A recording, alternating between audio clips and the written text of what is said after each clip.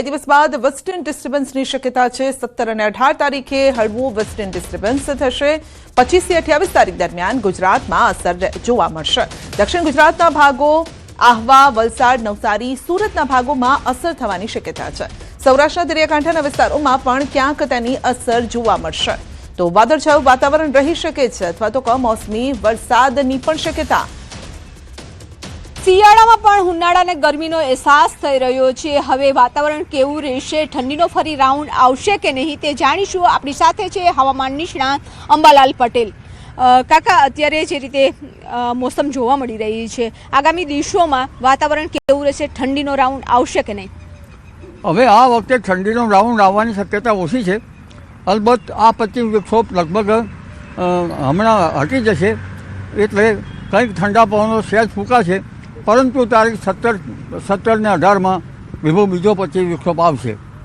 એની અસર શું પડશે?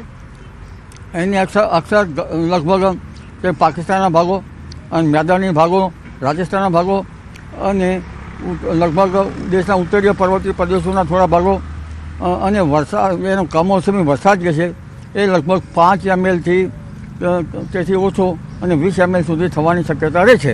ગુજરાતના કયા વિસ્તારો પ્રભાવિત રહેશે?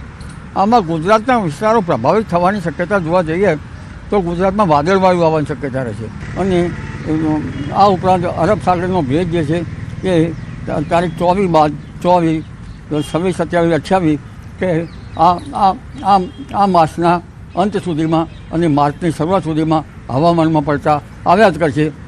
ઠંડી તો જ્યારે પશ્ચિમ વિક્ષોભ જતો રહે ત્યારે થોડી ઠંડી આવતી હોય છે, પણ હવે તો લગભગ ફેબ્રુઆરીમાં કોઈ ભાગમાં મહત્તમ તાપમાન 37 ડિગ્રી સેલ્સિયસ જેવું થઈ જવાની શક્યતા રહે છે। તો હવે જે શિયાળો છે તે વિદાયની તરફ છે, પરંતુ તેમ છતાં પણ વારંવાર વાતાવરણમાં પલટો આવશે। ઉનાળામાં પણ વારંવાર વાતાવરણમાં પલટો આવશે અને આખરી ગરમી પડવાના પણ ઇંધાણ છે। કેમેરામેન પ્રકાશ દેસાઈ સાથે વિભુ પટેલ, ન્યૂઝ 18 ગુજરાતી, ગાંધીનગર। ખેડામાં શિક્ષણ જગતને શર્મસાર કરતી ઘટના બની છે। નડિયાદની પ્રાથમિક શાળાનો આચાર્ય મહિલા સાથે હોટલમાં ઝડપાયો છે। આચાર્યએ બાળકોનું આલસી આપવા માતાને હોટલમાં બોલાવી।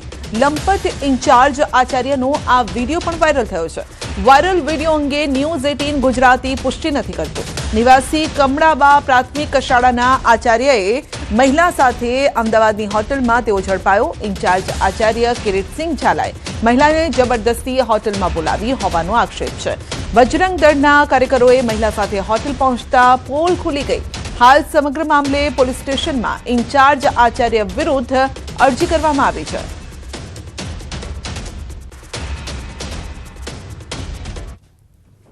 મુંબઈમાં નિર્માણાધીન મેટ્રો પિલરનો એક ભાગ તૂટી ગયો છે। મુલુંડ વિસ્તારમાં બની છે આ ઘટના। થાંભલાનો એક ભાગ રિક્ષા પર પડ્યો। રિક્ષામાં સવાર 4 લોકો ઈજાગ્રસ્ત થયા છે। તો થાંભલાનો એક ભાગ ધરાશાયી થઈ ગયો હતો। રિક્ષામાં સવાર 4 લોકો ઈજાગ્રસ્ત થયા છે। મુંબઈમાં નિર્માણાધીન મેટ્રો પિલરનો એક ભાગ તૂટી પડ્યો હતો અને જે ત્યાં ઉભેલી રિક્ષા પર પડ્યો હતો। તો રિક્ષામાં 4 લોકો સવાર હતા જેઓ ઈજાગ્રસ્ત થયા છે। તો થાંભલાનો એક ભાગ રિક્ષા પર પડતા 4 લોકો ઈજાગ્રસ્ત।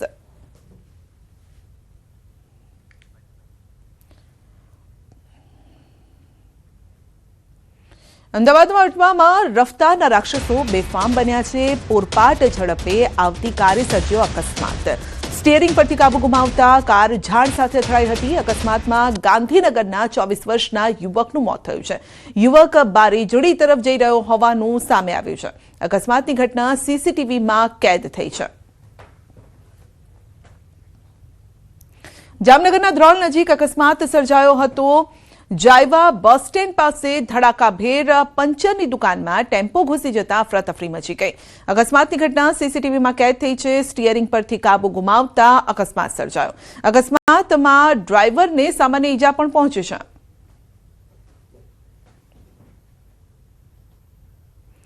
ખેડાના કપડવંજમાં સ્ટન્ટબાજો બન્યા છે બેફામ। લગ્ન પ્રસંગમાં ડીજેના ટ્રક ચાલકે કર્યા જોખમી સ્ટન્ટ।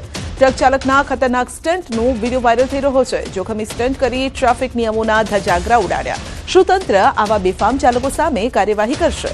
જો કોઈ દુર્ઘટના સર્જાય તો જવાબદાર કોણ તે સવાલ છે।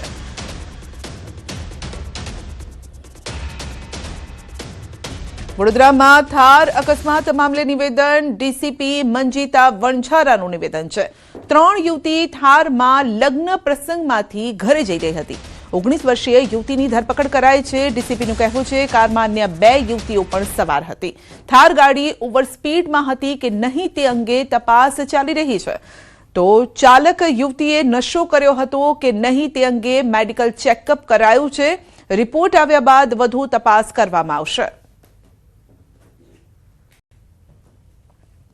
તો અટલાદરામાં થયેલા અકસ્માતના સીસીટીવી પણ સામે આવ્યા થાર ચાલક યુવતીએ એક્ટિવા આવતો હોવા છતાં બ્રેક લગાવવાની તસદી પણ ન લીધી યુટર્ન લઈ રહેલા એક્ટિવા ચાલકને થારની ટક્કર વાગતા એક્ટિવા ચાલક રોડ પર ઘસડાયો કાર ઓવર સ્પીડમાં હોવાથી કાબુ ગુમાવતા અકસ્માત સર્જાયો હતો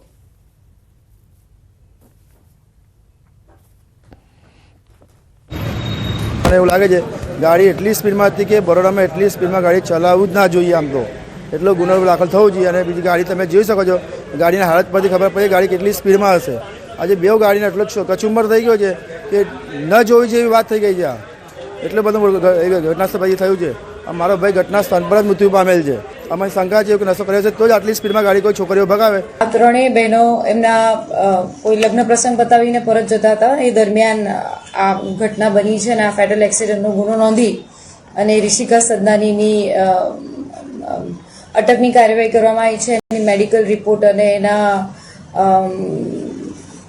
અન્ય પરીક્ષણ પણ કરવામાં આવેલા છે અત્યારે એની અટકાયત કરવામાં આવી છે વડોદરા શહેરમાં ફરી એક વખત રફતારનો કહેર વર્તાયો છે અને જો વડોદરા શહેરની વાત કરીએ તો રોજે રોજ વડોદરા શહેરમાં અકસ્માત થાય છે અને મોટી સંખ્યામાં લોકો જે છે તે પોતાના જીવ ગુમાવે છે ત્યારે ગઈકાલે પણ આવો જ એક અકસ્માત વડોદરા શહેરના સન ફાર્મા રોડ પર થયો અને આ દ્રશ્યો છે તે જોઈ શકાય છે આ જે થાર ગાડી છે તે અટલાદરા પોલીસ દ્વારા અત્યારે જપ્ત કરવામાં આવી છે એક મહિલા જે છે પૂરપાટ ઝડપે આ ગાડી લઈને પસાર થઈ રહી હતી અને દરમિયાન એક જવાન જે યુવક છે તેને અડફેટમાં લીધો હતો અને યુવકનું ઘટના સ્થળે જ મોત નીપજ્યું હતું મહત્વની વાત છે કે યુવક જે છે તે ફૂડ ડિલિવરી બોય તરીકે કામ કરતો હતો અને ગઈકાલે તેનો કામનો પહેલો દિવસ હતો જે દિવસે તે રોજગારી મેળવવા માટે ઘરની બહાર નીકળ્યો એ જ દિવસે તેને કાર્ડ ભરખી ગયો ત્યારે જે સ્થાનિક લોકો છે તેમની અંદર ભારે રોષ જોવા મળ્યો હતો અને સ્થાનિક લોકોએ જે મહિલા કાર ચાલક જે છે તે નશાની હાલતમાં હોવાનો આક્ષેપ જે છે તે કર્યો હતો પોલીસ તાત્કાલિક ઘટના સ્થળે પહોંચી હતી અને ત્યારબાદ મહિલા સામે અટકાયતી પગલાં જે છે તે પોલીસ દ્વારા લેવામાં આવ્યા છે આ ગાડી જે છે તે જપ્ત કરવામાં આવી છે હવે મહિલાએ નશો કર્યો હતો કે કેમ તે દિશામાં પોલીસ જે છે તે તપાસ કરી રહી છે હોસ્પિટલમાં તેને લઈ જવામાં આવશે ત્યારબાદ તેનું મેડિકલ પરીક્ષણ જે છે તે કરવામાં આવશે એટલે ટૂંકમાં કહીએ તો વડોદરા શહેરમાં અકસ્માતની વંજાર એ રીતે વરસી રહી છે કે નિર્દોષ લોકો જે છે તે પોતાનો જીવ ગુમાવી રહ્યા છે ત્યારે અત્યારે જે અકસ્માત થયો છે તેમાં એક મહિલાની અટકાયત કરવામાં આવી છે અને તેના વિરુદ્ધ અટલાદરા પોલીસે કાયદેસરની કાર્યવાહી શરૂ કરી છે હાર્દિક દીક્ષિત ન્યૂઝ 18 ગુજરાતી વડોદરા આપના ઇટાલિયા અને ઈસુદાનને લઈને મોટો દાવો કરવામાં આવ્યો છે રાજુ કરપડા પછી હવે ઈસુદાનનો વારો હોવાનો દાવો કરાયો છે અમરેલી કોંગ્રેસ પ્રમુખ દુધાતે કર્યો છે મોટો દાવો પ્રતાપ દુધાતના નિવેદનથી ખળભળાટ મચી ગયો છે આપમાં ઝાડુ મારીને ભાજપમાં જશે ઇટાલિયા રાજુ કરપડા જેવા હાલ ઈસુદાનના થશે અને છેલ્લે આપને ઝાડુ મારી ઇટાલિયા ભાજપમાં જશે તો દુધાતના આરોપ સામે ઈસુદાનનો વળતો જવાબ કોંગ્રેસની નાવડી ડૂબી ગઈ છે વહેલી તકે નાવડીમાંથી નીકળી જજો 2027માં ક્યાંય ઠેકાણું નહીં પડે અમને બદનામ કરવાના પ્રયાસ કરવામાં આવી રહ્યા છે ગુજરાતની જનતાને આજની તારીખ આજનો સમય લખી લેવા વિનંતી કરું છું કે જે રાજુભાઈ કરપડાના હાલ થયા છે વિસાવદરની ઇલેક્શન વખતે રાજુભાઈ મજા આવે એવા નિવેદન કરતા હતા પણ વર્તમાન રાજકીય પરિસ્થિતિ જોતા ઈશુદાનભાઈના પણ હાલ થવાના છે ટૂંક સમયમાં હવે પછીનો ભોગ ઈશુદાનભાઈનો લેવાનો છે અને ગોપાલભાઈ ઇટાલિયા